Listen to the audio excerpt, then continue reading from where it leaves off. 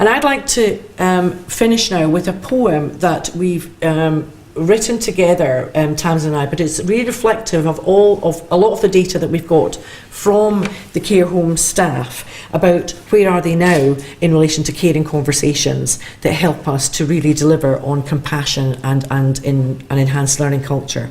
So it's called I Used To But Now I.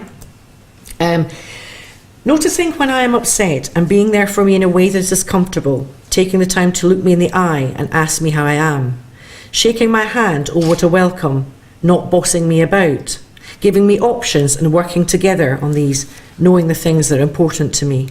What is a dignified experience? These things are. This is how we define it. How can we make it happen more of the time? Missing socks, not knowing what's going on unless I ask, not knowing what I'm doing well unless you tell me, people talking over me and asking my relative things instead of asking me. Good to find out, good to talk, good to ask, good to share. Learning about others' experience is the most powerful teacher.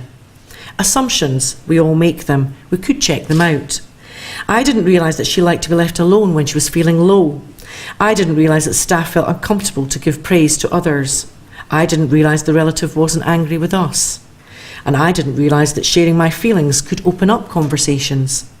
Checking out assumptions is an element of surprise, keeps us on our toes and stops us thinking about how we want to be cared for and makes us ask about how you want to be cared for. Understanding the important things that matter to you. This is a dignified experience. This is how we define it. Knowing how people are feeling helps us to connect. Feelings can be scary. Exploring feelings can feel like taking a risk. It takes courage. Sharing our feelings, learning that if a person says they feel proud, belittled, comfortable, sad or privileged, this is real and cannot be disputed. This helps us to understand. What matters to you? How do you feel? What do you think about that? Why do you do that? What are you going to do now? How do you feel about that? What helps you to do that? Asking questions, listening, sharing. No time to ask questions. Make time to ask questions, because without this we can't reflect and develop. Where am I now? I used to call people wanderers. I describe these people as those who like to be on the move a lot of the time. I used to hide when relatives came into the care home. I go out and greet them and ask them questions about how they are. I used to worry about sitting talking to residents. Now I know it's legitimate and I make time to do it. I used to tell people what they were not doing well. Now I commend people for things they are doing well.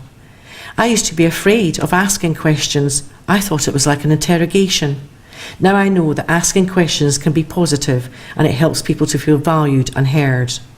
I used to try and fix things if there was a problem. Now I ask questions like, what do you think would help? To encourage others to come up with solutions that are often better than mine. Taking the time to have caring conversations turns phrases like engagement, participation and being heard into reality. Thank you very much.